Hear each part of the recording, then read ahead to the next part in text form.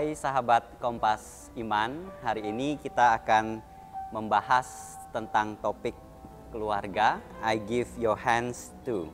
Dan kita sudah kedatangan pasangan juga yang sudah berpengalaman, Pak Herlan dengan Bu Suai. Mungkin bisa say hi ke Kompas.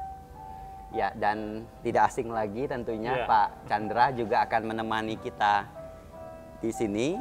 Nah, membahas tentang ketika kita punya anak dan harus menyerahkan anak kita kepada pasangan, Pak, secara spesifik.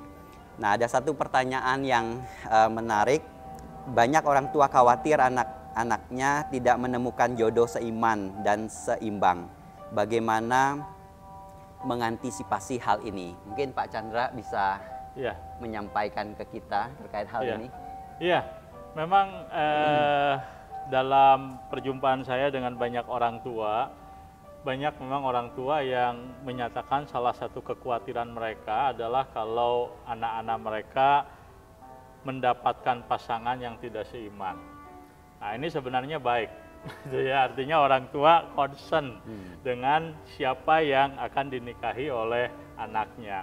Nah, jadi saya mengapresiasi sebenarnya orang tua yang berupaya di dalam keluarganya itu mengarahkan, membimbing supaya anaknya menemukan pasangan yang seiman. Tetapi memang kita juga menyadari bahwa ternyata menemukan pasangan yang seiman itu tidak mudah, dan itulah sebabnya maka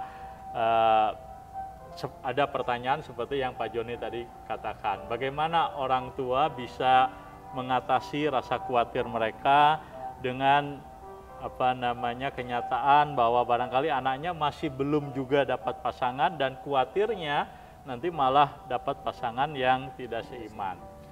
Nah, memang kalau kita lihat di dalam Alkitab, saya kira ada satu case dalam Alkitab, yaitu peristiwa ketika Abraham mencoba mencarikan istri untuk anaknya Ishak. Nah, mungkin kita berpikir ini sudah nggak zaman, gitu ya. Di zaman modern, orang tua mencarikan pasangan bagi anaknya, betul. Mungkin secara kultur jarang sekali di zaman sekarang orang tua itu mencarikan jodoh untuk anaknya. Zaman dulu mungkin, ya. Nah, tetapi apa yang mau diajarkan di dalam Alkitab, saya kira kita tetap bisa belajar sesuatu dari apa yang Abraham lakukan. Artinya apa? Artinya tidak ada yang salah ketika orang tua berusaha mencoba memperkenalkan atau mencari dari misalnya kerabat mereka, keluarga mereka yang mereka tahu misalnya anaknya atau saudaranya yang sama-sama belum menikah tapi punya iman yang sungguh-sungguh kepada Tuhan. Nah, itu adalah hal yang saya kira bisa dilakukan oleh orang tua. Jadi seperti Abraham misalnya, dia melakukan hal yang sama ketika dia pindah ke tanah Kanaan. Dia tahu bahwa tanah Kanaan itu bukan penduduk di situ itu bukan penduduk yang menyembah Tuhan. Maka apa yang Abraham lakukan? Dia mencarikan pasangan untuk Ishak anaknya di keluarganya, begitu. Dan Tuhan kemudian menolong, begitu. Nah, jadi kita belajar di situ bahwa memang orang tua perlu berserah kepada Tuhan, perlu mendoakan supaya anaknya menemukan pasangan yang tepat, yang seiman, yang seimbang. Tapi di sisi yang lain orang tua juga bisa untuk mengupayakan, begitu ya, memperkenalkan dengan mungkin keluarga yang dia tahu bertumbuh sesama mengenal Tuhan, yang anaknya barangkali belum berpasangan. Nah, itu bisa diupayakan. Atau yang kedua, saya kira orang tua bisa mendorong anak-anaknya ke gereja, terlibat di dalam persekutuan supaya lebih banyak kenal teman-teman yang seiman. Nah, kenapa demikian? Karena salah satu hal yang saya lihat di dalam pelayanan orang-orang muda, mereka-mereka yang cukup sulit mendapatkan pasangan hidup itu adalah mereka-mereka yang punya keterbatasan di dalam hal seni bergaul. Agak pendiam misalnya anaknya, kurang punya banyak teman, agak pasif misalnya. Nah, orang tua tentu bisa memberikan dorongan-dorongan supaya anak itu berani untuk masuk ke dalam lingkungan yang baru, di mana dia bisa kenal lebih banyak pemuda, pemudi yang memungkinkan dia lebih punya kans lebih besar untuk bertemu dengan pasangan yang seiman dan yang seimbang. Tapi yang ketiga, saya kira juga yang orang tua bisa lakukan adalah orang tua perlu juga menolong kalau seandainya ada anak-anak tertentu yang punya persoalan-persoalan tertentu terkait dengan katakanlah kemampuan berelasi. Nah, kadang-kadang anak-anak tertentu perlu dibantu oleh orang tuanya, misalnya anak-anak yang minder. Nah, anak-anak yang minder ini lebih sulit dia maju untuk katakanlah bergaul dengan mencari pasangan yang pas karena dia minder dengan dirinya. Nah, di sini tentu bukan hanya tugas gereja, tapi orang tua juga bisa menolong supaya anak-anak ini lebih berani di dalam berinteraksi, berelasi dengan yang lain. Nah, saya berpikir setidaknya 3 hal tadi. Nah, mungkin Pak Herlan sama Ibu Suai barangkali punya pemikiran yang lain dari 3 hal tadi, mungkin bisa juga di-sharingkan kalau ada barangkali. Ya. Silakan. Jadi kadang-kadang orang tua itu khawatir waktu tiba saatnya begitu Pak. Ya. Jadi mereka tidak mempersiapkan jauh-jauh hari.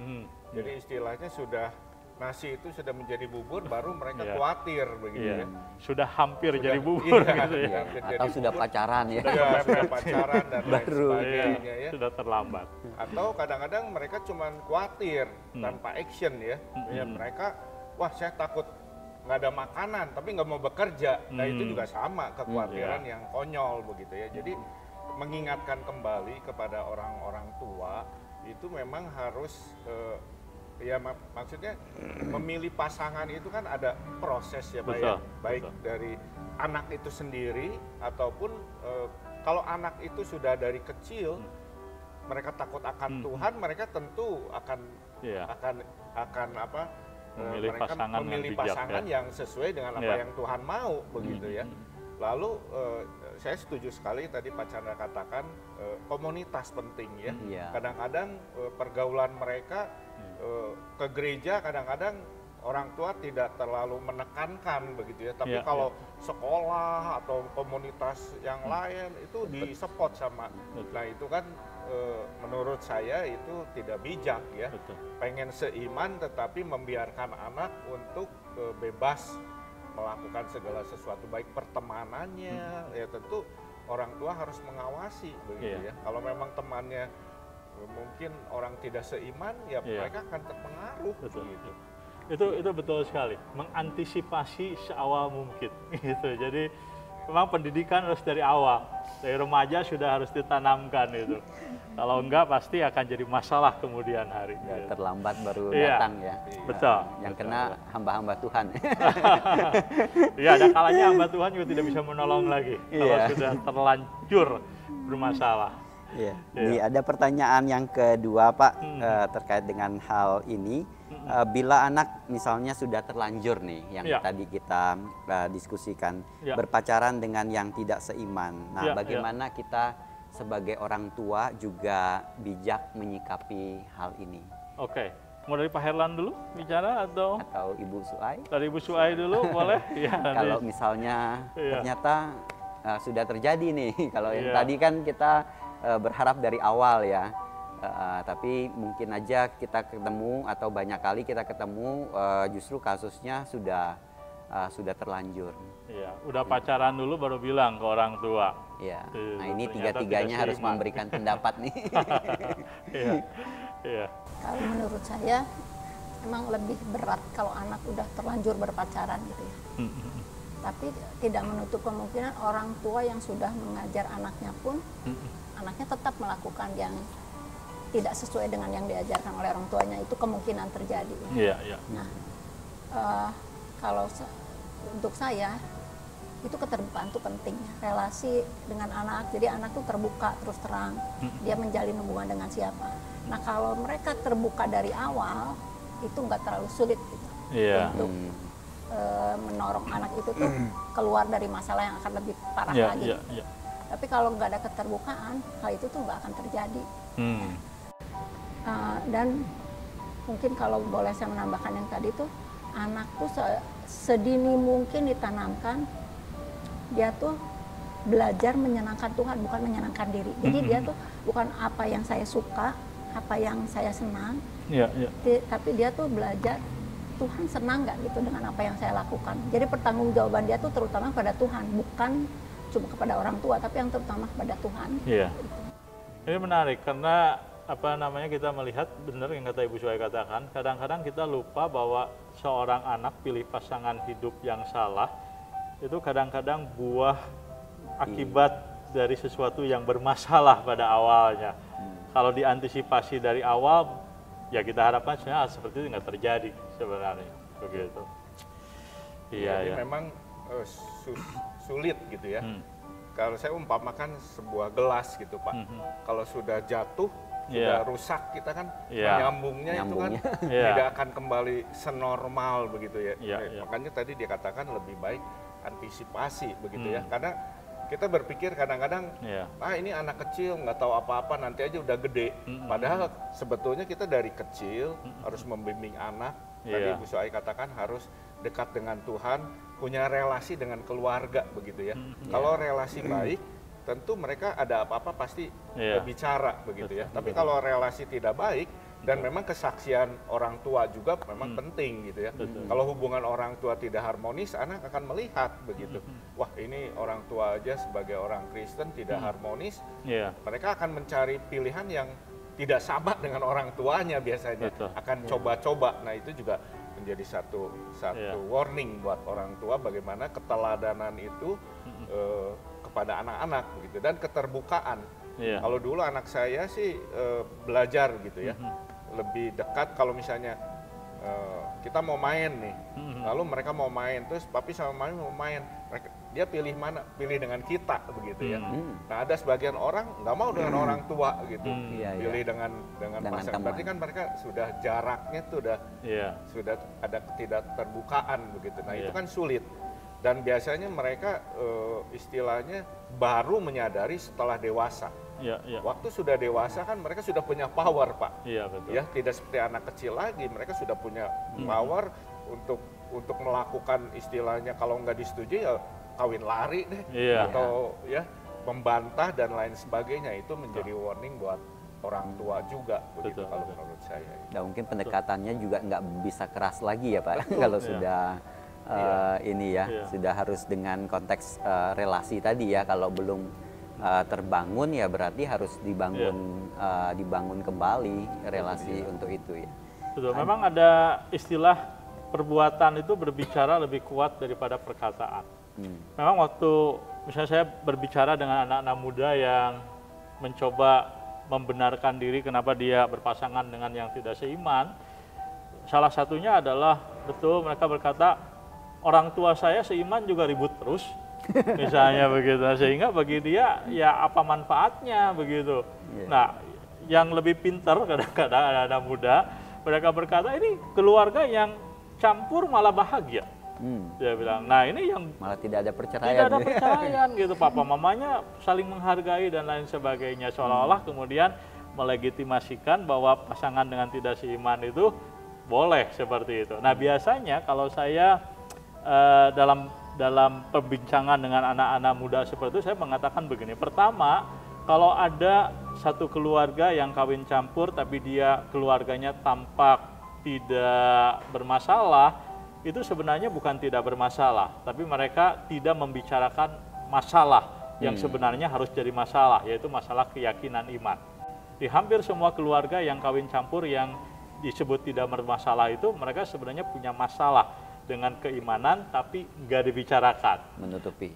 Terus yang kedua, tidak bermasalah itu berbeda dengan belum bermasalah. Sekarang belum bermasalah, tapi jangka panjang bisa bermasalah. Dan ada begitu banyak keluarga kawin campur yang bermasalah. Nah, itu yang tidak boleh dilupakan. Nah, maka saya seringkali berkata kepada anak muda, jangan pernah gambling. Kalaupun ada keluarga tertentu yang kawin campur tidak bermasalah, itu hanya karena anugerah Tuhan. Tapi itu bukan prinsip umum. Kalau orang melakukan hal yang sama, dia akan seperti itu. Belum tentu, bisa lebih hancur, bisa lebih rusak, bisa lebih menyakitkan. Dan yang kedua, untuk masalah orang tua, ketika orang tua lihat anaknya misalnya, dia punya pasangan yang tidak seiman, sudah terlanjur ngomong, ngotot, cuma punya 2 pilihan, dikasih izin, kalau enggak kawin lari misalnya. Nah, apa yang harus orang tua lakukan? Nah, prinsipnya seperti ini. Jadi bahwa manusia dicipta Tuhan itu sebagai ciptaan yang punya yang namanya freedom. Tanpa freedom, maka manusia bukan manusia. Tanpa freedom, manusia menjadi binatang atau menjadi robot. Bahkan Tuhan menghargai yang namanya freedom. Ketika manusia memilih buah pengetahuan yang baik dan yang jahat ketimbang taat kepada Tuhan, Tuhan mengizinkan manusia memilih apa yang dia ingin pilih, walaupun itu akan berdampak membawa kepada dia kehidupan yang kemudian akan membuat manusia berdosa dan hidup dalam keberdosaan. Nah, tetapi tidak berarti orang tua kemudian tidak memperingatkan anaknya untuk pilihan yang dia punya. Maka tugas orang tua tetap harus mengatakan, kalau kamu menikah dengan pasangan yang tidak seiman, konsekuensinya adalah kamu melawan hukum Tuhan. Kalau melawan hukum Tuhan, nggak mungkin pernikahan bisa berbahagia, karena hukum Tuhan dilawan. Begitu. Terus kita juga bisa mengajak, orang tua perlu memperingatkan bahwa pernikahan yang tidak seiman berarti tidak akan membicarakan agama. Berarti anak-anak nanti akan bagaimana? Tidak akan mengenal Tuhan kah? Apakah nggak dipikirkan semuanya itu? Nah, jadi tugas orang tua bukan mengambil alih tanggung jawab anak dalam membuat keputusan yang benar, tapi dia memberikan pertimbangan-pertimbangan sesuai dengan kebenaran firman Tuhan, apa konsekuensinya, apa yang harus dilakukan sebagai anak Tuhan, tapi tetap pada akhirnya si anak yang harus mengambil keputusan. Nah, memang yang ketiga, tidak ada yang mustahil sebenarnya bagi Tuhan. Orang tua tetap perlu datang kepada Tuhan, doakan anaknya supaya anaknya boleh mengambil keputusan yang tepat, begitu. Dan kalaupun dia mengambil keputusan yang tidak sesuai seperti yang diajarkan firman Tuhan, orang tua harus tetap belajar mengasihi anaknya, tetap berupaya menolong anaknya. Satu kali menghadapi konsekuensi yang sulit dengan pilihannya yang salah, bukan dikutuki, tapi ditolong untuk bagaimana dalam keputusan yang salah dia mengambil keputusan yang benar setelah itu. Nah, itu beratnya orang tua yang memang kemudian ketika anaknya salah mengambil keputusan. Wah, begitu. Dasar yang begitu jelas pasti, ya. Pasti tidak mudah. Begitu. Tapi sekali lagi yang penting adalah diantisipasi dari awal. Iya. Jangan sampai udah muncul masalah, baru kemudian kita cari solusi. Itu lebih sulit. Mungkin saya tambahkan, silakan. untuk ada anak-anak yang mengatakan orang tua seiman juga sering ribut begitu ya. Nah, justru sebenarnya nggak menutup kemungkinan kita seiman juga semua oke. Tapi justru di dalam pernikahan lah kita belajar proses pengampunan, proses kasih, itu kan kita belajar begitu ya. Justru orang tua harus mendemonstrasikan. Waktu saya dengan istri juga sering ribut begitu, tapi bagaimana kita bisa saling mengampuni, saling mengasihi begitu ya. Nah, itu harus didemonstrasikan kepada anak-anak begitu ya. Sehingga tetap ada kasih, karena melalui proses ya, kita natur dua manusia berdosa, tentu tidak ada kecocokan begitu ya. Tapi justru di dalam proses pernikahan lah, di situ dibentuk begitu ya. Kalau tidak seiman, ya bagaimana masing-masing bisa saling mengampuni, karena pasti semua fokusnya kepada diri gitu. Tapi justru dengan seiman itulah kita belajar pengampunan. Itu saya belajar pertama dari keluarga ya, kasih itu saya belajar dari suami istri begitu. Nah, itulah proses bagaimana kita di dalam konteks pernikahan begitu. Anak-anak belajar tentang karya Allah. Iya, dan anak-anak perlu melihat indahnya pernikahan Kristen. Itu perlu dilihat dan perlu ditunjukkan. Saling kenapa? mengampuni. Iya, karena dunia ini menampilkan gambaran pernikahan yang suram, begitu ya, yang selingkuh, yang gitu, ini. Pak. Seolah-olah akhirnya kalau orang lihat pernikahan itu menjadi menyeramkan, padahal enggak. Desain pernikahan yang Tuhan buat itu enggak. Harusnya ada kebahagiaan di situ. Dan bahkan ada yang anak trauma ya Pak, untuk Ya, menikah karena betul. melihat contoh. Dan tugas orang tua tuanya. itulah yang tadi dikatakan menunjukkan kepada anak-anaknya itu. Oke, kayaknya kita harus berhenti dulu di topik ini dan pindah ke topik yang lain karena masih ada 2 topik lagi sangat seru. Yang berikutnya Pak terkait dengan mempersiapkan anak untuk memasuki pernikahan. Nah, mungkin dari pasangan yang sudah senior dulu kita minta wejangannya kalau terkait dengan mempersiapkan pasangan ataupun anak kita yang mempersiapkan ke konteks pernikahan. Silakan Pak. Saya Ibu. Iya. Kita harus memahami dulu kalau menurut saya bahwa anak itu sebagai titipan Allah ya. Jadi bukan milik kita ya. Bagaimana mempersiapkan anak? Firman Tuhan mengatakan seorang laki-laki akan meninggalkan ayahnya dan ibunya bersatu dengan istrinya. Itu konteks bahwa bagaimana kita mempersiapkan bahwa Tuhan menitipkan kita. Jadi anak itu bukan milik kita, tetapi milik Tuhan yang dititipkan oleh kepada kita. Jadi prosesnya kita harus mendidik dia ya. Misalnya kalau Presiden Jokowi menitipkan anak kepada saya, tentu saya akan rawat kan, takut kan. Tentu apa yang dipesankan Pak Jokowi akan saya rawat baik-baik ya. Apalagi ini Tuhan yang melebihi daripada presiden ataupun raja begitu menitipkan kepada kita. Tentu ya kita harus didik sesuai dengan apa yang milik Tuhan begitu ya.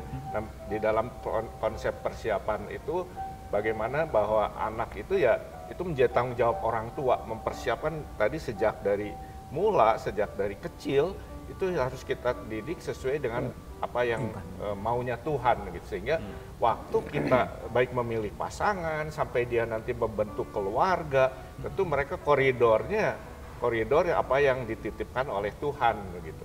Mungkin itu yang prinsip saya, mungkin Bu Suaya akan tambah. Sama menambahkan. Kalau mungkin saya tambahkan secara praktisnya. Jadi anak-anak tuh diajarkan sedini mungkin, bukan setelah mereka mau pacaran, bukan. Jadi dari awal-awal, mungkin dari kasus-kasus yang terjadi kita ngobrol, atau perkenalkan buku-buku yang baik gitu ya kepada anak-anak, dan mungkin kita bahas sama-sama. Kalau dulu saya tuh anak saya tuh ada beberapa keponakan saya yang seumuran, jadi bareng-bareng kita bahas seminggu sekali, bahas tentang buku-buku yang mempersiapkan mereka kalau mereka berpacaran gitu. Nah selain itu yang seperti saya bilang tadi, jadi tanamkan yang penting anak tuh punya hati yang takut akan Tuhan, hormat akan Tuhan, mengutamakan Tuhan di atas segalanya termasuk kesenangan dirinya. Itu tuh penting ya.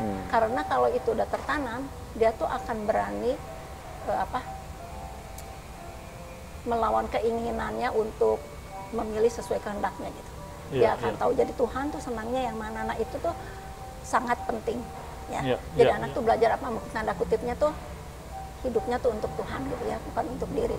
Nah selain hal itu hal-hal praktis, jadi ya anak-anak tuh diperkenalkan dengan buku-buku firman Tuhan dan tokoh-tokoh Alkitab yang tadi Pak Chandra ceritakan.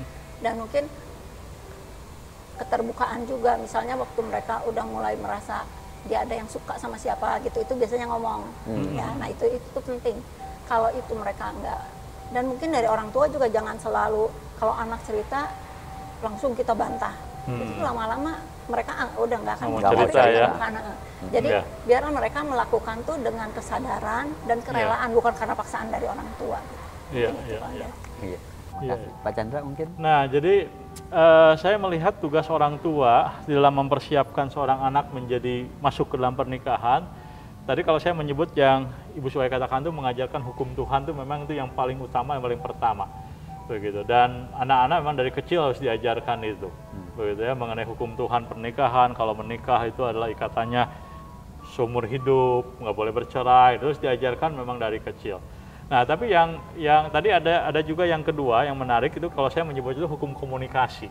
Jadi anak itu memang perlu diajari berkomunikasi dengan benar, dengan sehat. Dan di dalam, kalau saya mengajar anak-anak di dalam anak-anak muda dalam kelas bimbingan pranikah itu, nah memang kita berbicara mengenai apa yang terjadi di keluarga asal akan kebawa ke keluarga yang dia bangun, termasuk pola komunikasi.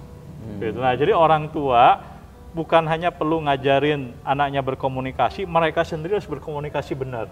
Jadi kalau orang tua komunikasinya salah, anak juga nggak bisa komunikasi dengan benar satu kali, begitu. Nah, jadi penting sekali orang tua untuk mempersiapkan anak ke dalam pernikahan orang tua juga harus beres, begitu. Kalau enggak, ini sulit, gitu. Jadi masalah untuk pernikahan mereka. Nah, tapi yang ketiga yang saya lihat cukup signifikan adalah kalau saya menyebutnya itu hukum kedewasaan. Jadi waktu seorang anak mau menikah, memang dia butuh menjadi seorang yang secara, bukan hanya secara mental, tapi secara kepribadian dewasa. Bisa pikul tanggung jawab, begitu. Sudah bisa membuat decision, memperlakukan orang lain dengan respect, begitu. Dan itu memang PR daripada seorang anak waktu bertumbuh dalam keluarga, begitu. Nah, jadi memang mempersiapkan seorang anak ke dalam pernikahan itu bukan 3 tahun sebelum dia menikah, tapi memang dari awal orang tua harus menyadari bahwa Tuhan akan memanggil dia, kedua orang tua, untuk menghantar ini anak satu kali menjadi seorang dewasa yang akan menikah, begitu. Dan membesarkan anak menjadi seorang yang dewasa itu bukan berarti umurnya saja dewasa, tapi kematangan dia, begitu. Kemampuan dia untuk mengontrol kalau marah itu gimana, begitu. Nah, itu saya kira tugas berat daripada, dan juga tugas besar, bukan hanya berat, besar, tapi juga tugas yang indah dari Tuhan kepada orang tua, karena melalui orang tua lah Tuhan kemudian mempercayakan anak-anak ini memiliki gambar yang sudah rusak ini dipulihkan menjadi seperti gambar yang seharusnya.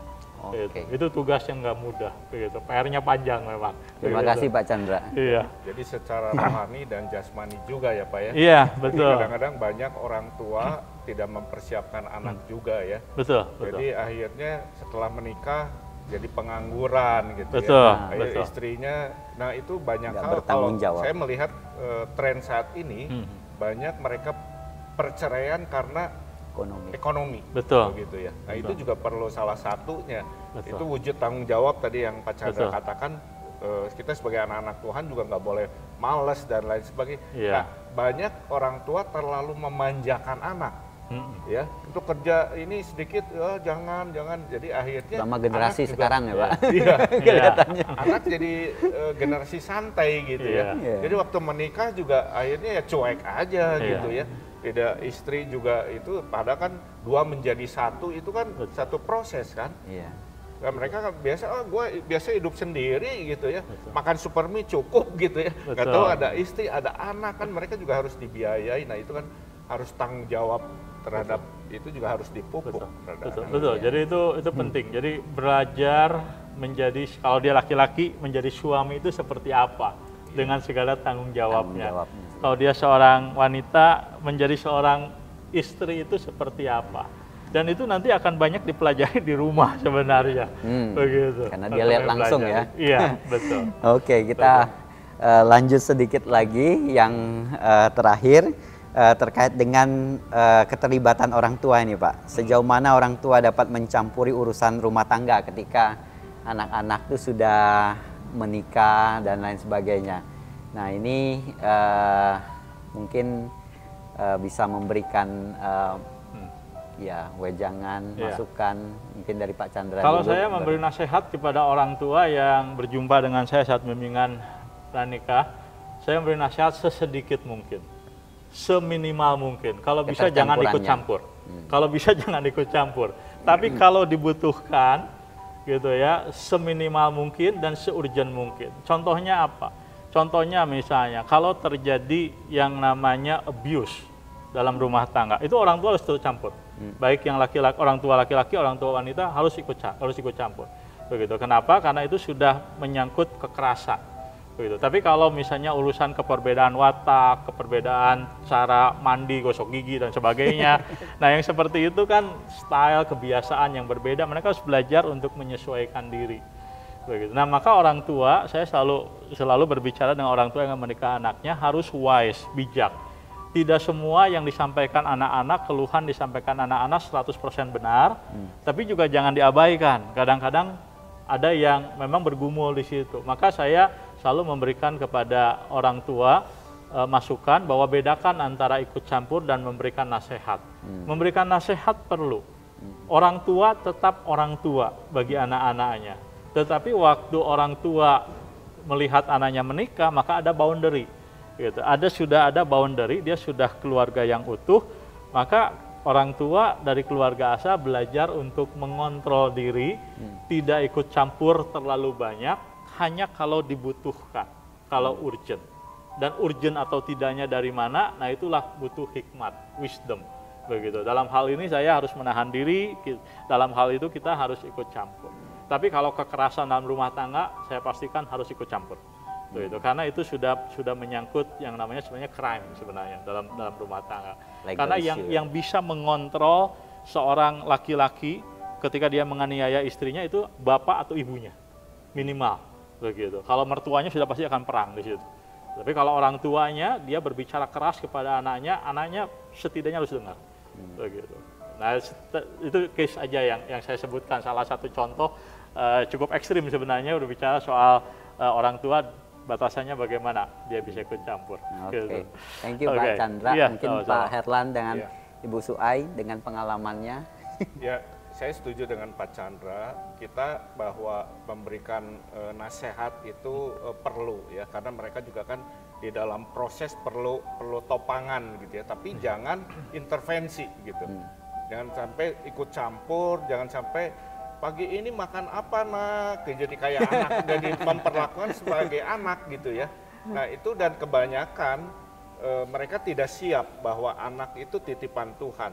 Jadi waktu sudah menikah pun sebagai seorang orang tua itu rasanya tuh anak saya direbut gitu ya. Jadi rebutan gitu ya, sama mantu itu jealous gitu ya. Jadi mereka lebih sayang ke mantu tuh, mereka jadi iri gitu, jadi jealous begitu. Nah itu warning buat orang tua yang waktu mereka sudah menikah ya itu memang mereka harus berkeluarga sendiri begitu ya. Kita jangan terlalu turut campur gitu. Nah, tapi banyak orang tua tidak memahami sehingga mereka, wah anak saya sepertinya direbut gitu. Jadi banyak antara mertua dan menantu itu clash karena apa? Merasa rebutan anak nih, ya sensitif terhadap itu. Nah, itu menjadi warning buat mempersiapkan orang tua juga bagaimana melepas anak waktu pernikahan itu sebagai wujud tanggung jawab kita. Makanya kalau sampai anak-anak juga mungkin kita tidak bekali, nggak mungkin mereka mendapatkan sesuatu yang baik begitu ya. Itu menjadi tanggung jawab orang tua juga, evaluasi begitu ya. Karena setelah anak menikah, ya orang tua tidak boleh intervensi begitu ya. Tidak boleh turut campur dan lain sebagainya, tapi harusnya sebelumnya dari sejak kecil itu intervensi orang tua terhadap anak-anaknya. Saya jadi terpikir perlu juga ya bimbingan orang tua yang akan menikah ya. Jadi bukan cuma anak ya, dalam kondisi tertentu ya. Jadi ada sesi juga minimal 1-2 sesi untuk kalau saya biasa memang beberapa hari, 1 minggu sebelum menikah saya jumpa dengan orang tua. Saya barangkali mungkin sebenarnya butuh proses juga ya, gitu ya, agak panjang untuk orang tua mengerti ada proses melepas gitu ya, pasti nggak mudah sih. Iya. Apakah sudah cukup Bu Suai? Ada yang mungkin dalam hal-hal praktis, misalnya gini, orang tua tuh jangan terlalu murah memberi pertolongan. Misalnya anak-anak tuh kalau dia nggak butuh bantuan, kita yang ayo mau mami bantuin apa gitu, padahal dia udah berkeluarga. Sehingga anak-anak tuh jadi nggak bertanggung jawab dan seolah-olah semua itu jadi tanggung jawab orang kita tua. Gitu, ya, tanggung jawab mertua, tanggung jawab kakek neneknya. Sebetulnya kan itu tanggung jawab mereka. Jadi berarti kita juga nggak menolong mereka tuh untuk bertumbuh dewasa dan menyesuaikan diri dengan status barunya sebagai keluarga baru gitu. Jadi lebih betul-betul kelihatan ya, memberikan independensi untuk mereka menarik, bertumbuh karena orang tua merasa itu bentuk kasihnya. Iya. Jadi anak butuh apa itu ya, selalu ini, padahal di satu sisi itu bisa membuat mereka nggak bisa mandiri terus, begitu ya. Nah itu ya, betul. Iya. Betul. Kita harus akhiri perbincangan kita yang menarik ini. Dan kalau kita lihat ada 2 fase, yang fase sebelum menikah dan setelah menikah. Kadang-kadang sebelum menikah kita punya waktu dan kita nggak mau memberikan waktu. Ternyata setelah menikah yang kita nggak harus memberi waktu, kita mau lebih terlibat di dalamnya. Ya, demikian pembahasan Kompas Iman kita kali ini dengan topik keluarga. Sampai ketemu di Kompas Iman berikutnya. Bye. Tuhan berkati.